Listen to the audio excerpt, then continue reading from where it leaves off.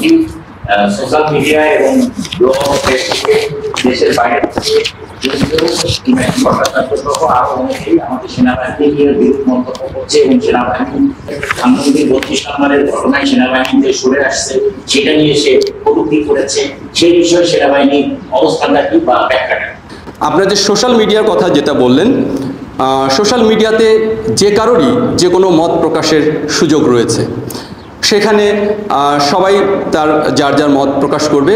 এই বিষয়ে আমরা কাউকে কোনো প্রকার বাধা দিচ্ছি না। তবে কে কেমন কি মত প্রকাশ করছে তা কতটুকু বস্তুনিষ্ঠ এর বিচারের দায়ভার আমি আপনাদেরকেই দিয়ে দিলাম। আপনারাই বুঝতে পারেন কে কতটুকু বস্তুনিষ্ঠ মেসেজ বা সংবাদ সোশ্যাল মিডিয়াতে দিচ্ছে। ওই কিরে বোঝে না কি কয় মধু।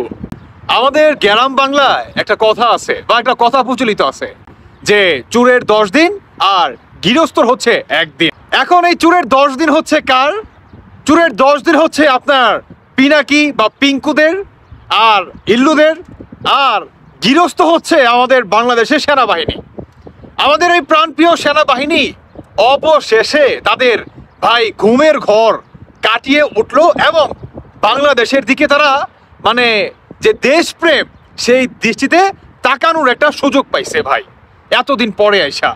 আসলে মেন ঘটনাটা কি দর্শক বন্ধুরা, আপনারা শুরুতেই যেই বক্তব্যটি শুনলেন আমাদের বাংলাদেশের প্রাণপ্রিয় বাহিনী সেনাবাহিনীর একজন সদস্যের, এখন তারা বা তার যে ফুল বক্তব্যটা সেটি হচ্ছে আপনার যারা নাকি বিদেশে বসে কিংবা যে প্রান্তেই থাক না কেন তারা একের পর এক আপনাদের দেশের সাথে রাষ্ট্রদ্রোহিতা চালিয়ে যাচ্ছে। যেভাবে তারা ধানমন্ডির 32 নম্বর বুলডোজার দিয়ে ভেঙে গুড়িয়ে দিছে, সেমভাবে তারা বর্তমান আমাদের বাংলাদেশের সেনাবাহিনীর ক্যান্টনমেন্টকেও তারা উড়িয়ে দেওয়ার চিন্তা ভাবনা বা একের পর এক এই ধরনের ঘোষণা দিয়ে যাচ্ছে বিদেশ থেকে প্রতিনিয়ত বসে বসে। অন্যদিকে আমাদের বাংলাদেশের সেনাবাহিনীকে তারা বাঙালি জনগণদের সামনে তারা বিতর্কিত করার একটা পায়তারা বা চেষ্টা চালাচ্ছে। তাদের উদ্দেশ্যে বলতে চাই, তারা যেই দেশেই থাক না কেন তাদেরকে ধরে এনে বা গ্রেফতার করে এনে নিজ দেশে এনে তাদের শাস্তির মুখোমুখি করতে হবে বা তাদের মুখোমুখি হতে হবে এবং তাদেরকে অবশ্যই মুখোমুখি হতে হবে সেই যেই দেশেই বাস করুক না কেন। কেন অ্যামেজিং দ্যাট ভাই এতদিন পরে আইসা আসলে আত্মায় একটা অদ্ভুত ধরনের ভাই তৃপ্তি আসলে আমি ফিল করতেছি সত্যি কথা। কারণ এই পিনাকি ইলিয়াস এরা যে কত বড় জঙ্গিবাদী, মানে একের পর এক বাংলাদেশকে কিভাবে আপনার অস্থিতিশীল করা যায়, কিভাবে দেশকে আপনার পাকিস্তানের হাতে তুলে দেওয়া যায়, প্রতিনিয়ত তাদের এই ধরনের চেষ্টা কিন্তু চলমান। অন্যদিকে আপনার সেনাবাহিনী নাকি তিনি শোধে না, মানে কি ল্যাঙ্গুয়েজ তার, তাই না? বডি ল্যাঙ্গুয়েজ তো আছে, উল্টো দিকে এভাবে ওভাবে মানে মানে আঁকা বাঁকা করে যে সমস্ত আপনার ইশারা টিশারা দিয়া ভাই মুখে যেই ধরনের কথাবার্তা বলে, তাই না, ডিরেক্ট ভাবে। তো আমাদের বাংলাদেশের সেনাবাহিনীও বর্তমান এদেরকে রাষ্ট্রদ্রোহিতার মামলায় গ্রেফতার করার একটা উপযুক্ত সময় আসলে এতদিন ধরে তারা খুঁজতেছিল। আমার মনে হয় ভাই নির্ধারিত সময়টা এখন পেয়ে গেছে বিধায় বর্তমান বাংলাদেশের মিডিয়াদের সামনে এসে সেনাবাহিনী আপনার একের পর এক এই ধরনের সাহসী ভূমিকার বক্তব্য রাখতেছে। এতদিন আপনারা কিন্তু দেখছেন যে সেনাবাহিনীকে নিয়ে যারা নাকি বিদেশে বসে এত বড় পায়তারা বা আপনার রাষ্ট্রদ্রোহিতা দেশের সাথে গাদ্দারি প্রতিনিয়ত আপনার চালিয়ে যাচ্ছিল, সেই আপনার উল্টো দিকে আমাদের বাংলাদেশের প্রশাসন বা সেনাবাহিনীর প্রধান বা সেনাবাহিনীর কথা যদি বলি, তাদের ভূমিকা কিন্তু ছিল একদম পুরা বাই ঠান্ডা পানির মতো, তাই না? কিন্তু অবশেষে সেই আপনার চুরের 10 দিন আর গৃহস্থর 1 দিন মনে করেন চলে আসলো। আমাদের বাংলাদেশের প্রাণপ্রিয় বাহিনী সেনাবাহিনী তিনি আরো বলেন, আমাদের বাংলাদেশকে যারা নাকি আপনার জঙ্গি কান্ট্রি বানাতে চায় তাদেরকে আমরা কখনোই প্রশ্রয় দেব না, উল্টো দিকে তাদেরকে অবশ্যই আমরা আইনের আওতায় আনবো এবং সাজার মুখোমুখি করব।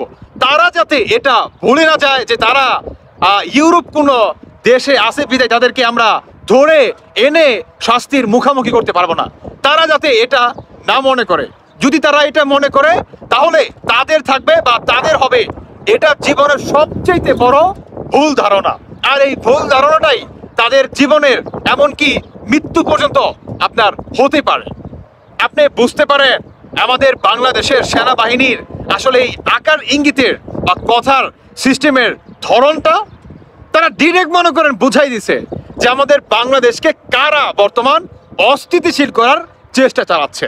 অন্যদিকে আমাদের বাংলাদেশের এই সেনা সদস্য তিনি আরো একটা কথা বলে যে অনলাইনে সবার আসলে কথা বলার ব্যক্তিগত স্বাধীনতা আছে, কিন্তু রাষ্ট্রদ্রোহিতা আর দেশের সাথে গাদ্দারি কিংবা বাংলাদেশের প্রশাসন বা আপনার সেনাবাহিনীকে নিয়ে যারা নাকি জনগণদের মাঝে বিতর্কিত করার চেষ্টা চালাবে এবং মিথ্যাচার বা মিথ্যা প্রচার করবে, তাদেরকে অবশ্যই কঠিন শাস্তির মুখোমুখি হতে হবে। আমার মনে হয় ভাই, সত্যি কথা ভাই, মন্ডাই কইতাছে যে এই যে আপনার সেনাবাহিনীর যে সদস্য যে ফুল বক্তব্যটা, এতদিন কিন্তু আমরা ঠান্ডা পানির ভূমিকা কিন্তু দেখছি, তাই না, আমাদের বাংলাদেশের সেনাবাহিনীকে। কিন্তু ভাই এতদিন পরে আইসা এই যে একটা সাহসী ভূমিকা, ওই যে আপনার ঠিক চুরের 10 দিন আর গৃহস্থর 1 দিন যে আমরা দেখতে পারতেছি, আশা করি আমরা ইনশাল্লাহ এই দিনটাও দেখতে পারবো। এই পিঙ্কু আর ইল্লুকে আমাদের বাংলাদেশে এনে সর্বোচ্চ সাজার মুখোমুখি করতে হবে, বা এই দিনটাও আমরা দেখতে পারবো ইনশাল্লাহ। অন্যদিকে আমাদের বাংলাদেশের সেনাবাহিনীর প্রধান মিস্টার ওয়াকার, তিনি বর্তমান আপনার কুরুশিয়া আছে। তিনি আপনার 12 তারিখে আমাদের দেশে ফিরতেছে। দেশে ফিরে দেখবেন চমৎকার ভাবে আরেকটি মনে করেন উদ্যোগ নিয়ে ফেলতেছে, ইনশাল্লাহ দেখতে পারবেন। এখন পর্যন্ত আমি সেই বিষয়ে কিছু বলতেছি না, কারণ ভাই ফুল বক্তব্যটি বা ওই ধরনের এভিডেন্স আমার হাতে নাই বিধায় আমি বলতে পারতেছি না। তবে আপনারা বড় ধরনের একটা ধামাকা দেখতে পারবেন এই জঙ্গিবাদীদের এগেনস্টে। আর আরেকটি কথা, সেটি হচ্ছে এই যে সেনাবাহিনী তিনি বলল যে এদেরকে গ্রেফতার করে এনে আমরা এই সাজার মুখোমুখি করব, এটিও এখন দেখার বিষয় যে কবে বা কখন বা কোন দিন এই পদক্ষেপটি নেয়। দর্শক বন্ধুরা, বাকিটা আপনাদের ব্যক্তিগত মতামত অবশ্যই জানিয়ে যাবেন। তার সাথে আমি আরো একটি কথা যোগ করতে চাই আমাদের বাংলাদেশের সেনাবাহিনীর উদ্দেশ্যে, সেটি হচ্ছে জঙ্গিবাদীদের বা রাষ্ট্রদ্রোহিতা দেশের সাথে যারা নাকি গাদ্দারি করবে তাদেরকে এমন সাজা প্রদান করবেন, তাদেরকে দেখে যাতে ভবিষ্যতে দেশের সাথে এভাবে রাষ্ট্রদ্রোহিতা বা গাদ্দারি করার দুঃসাহস তারা না দেখাতে পারে। ভালো থাকবেন সবাই। আল্লাহ হাফেজ। আসসালামু আলাইকুম।